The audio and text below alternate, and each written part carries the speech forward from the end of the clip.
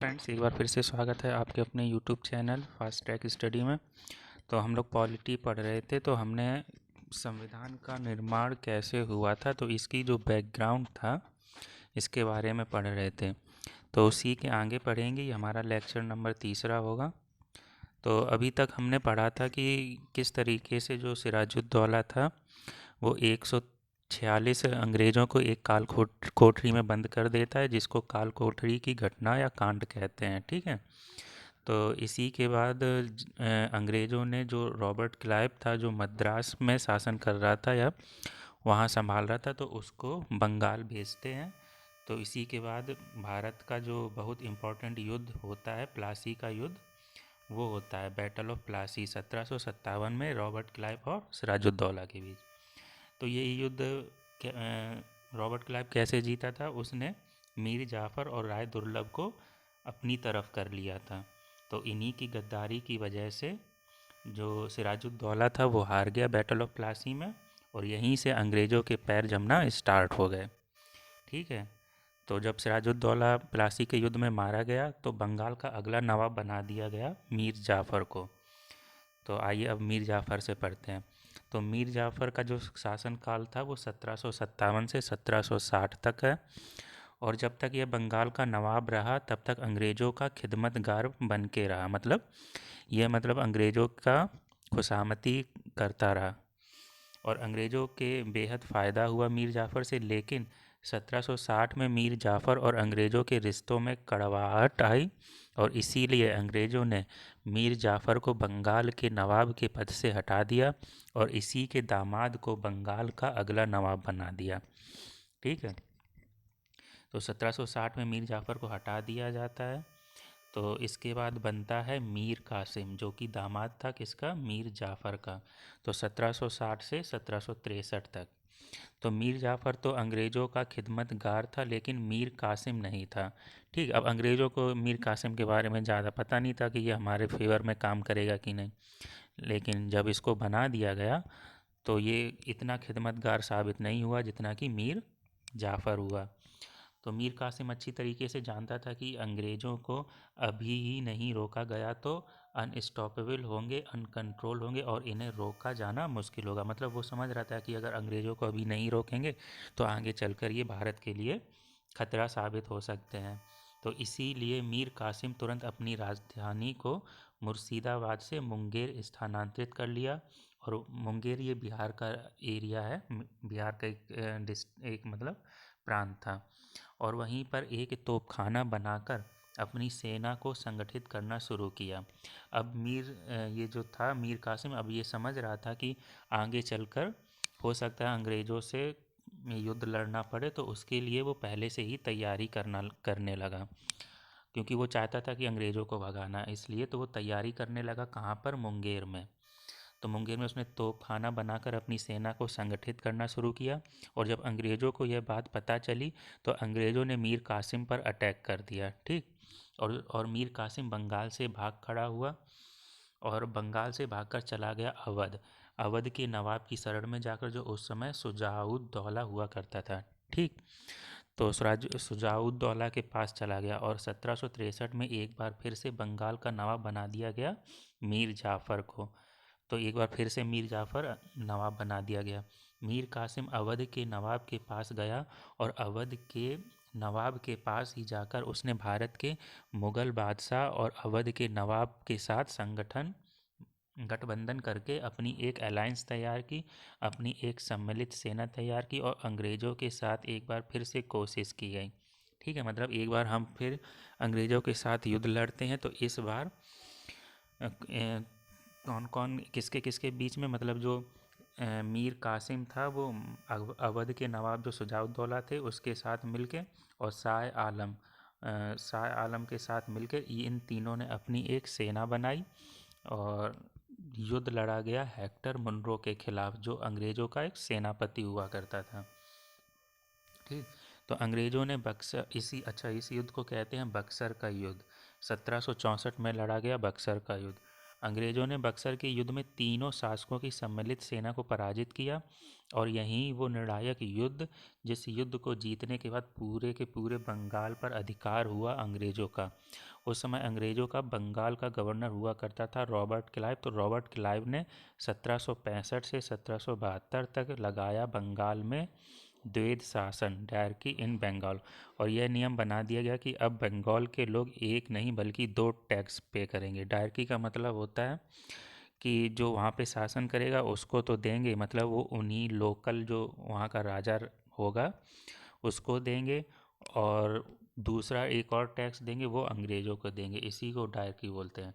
और अब बंगाल में द्वैध शासन चलेगा, डुअल रूलिंग सिस्टम, जिसके तहत बंगाल के लोगों को एक टैक्स ईस्ट इंडिया कंपनी को देना होगा और एक टैक्स वो बंगाल के जो स्थानीय शासक होंगे उनको देंगे।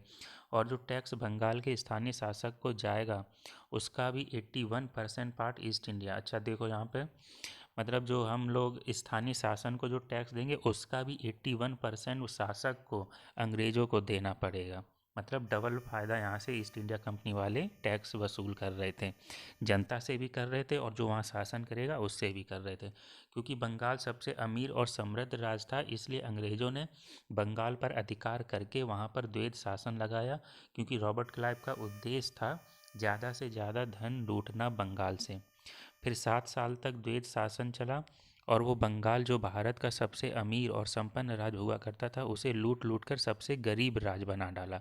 ठीक है, तो आप देख रहे हो बंगाल आज क्यों गरीब है, क्योंकि बहुत पहले वो बहुत समृद्ध हुआ करता था। पूरे भारत में सबसे ज़्यादा समृद्ध जो भाग था वो बंगाल का ही हुआ करता था। इसलिए 7 साल के पीरियड को ही कहा जाता है भारत की लूट। तो इसी 7 साल में अंग्रेज़ों ने इतना धन लूटा बंगाल से कि इस पीरियड को, ये 7 साल का पीरियड क्या कहा जाता है, भारत की लूट, लूट ऑफ इंडिया।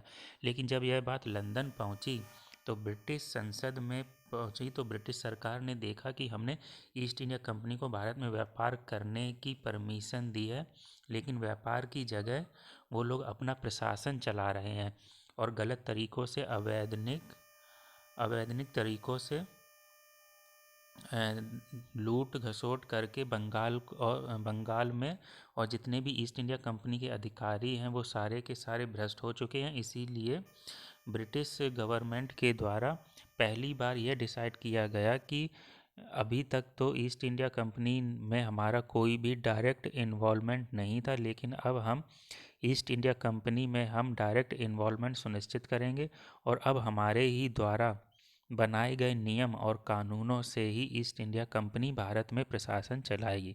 मतलब पहले तो वो चार्टर दे के यहाँ पे शासन करने, यहाँ पर व्यापार करने चले आए, लेकिन व्यापार के साथ साथ वो अपना प्रशासन चलाने लगे। तो ये बात ईस्ट इंडिया कंपनी को जब पता चली तो उन्होंने अपना डायरेक्ट इन्वॉल्वमेंट दिखाया। पहले तो कोई इन्वॉल्वमेंट नहीं था, लेकिन अब यहाँ पर ब्रिटिश शासन का भी इन्वॉल्वमेंट हो जाएगा। तो 1772 में बंगाल का अगला गवर्नर बनाकर भेजा गया वारेन हेस्टिंग।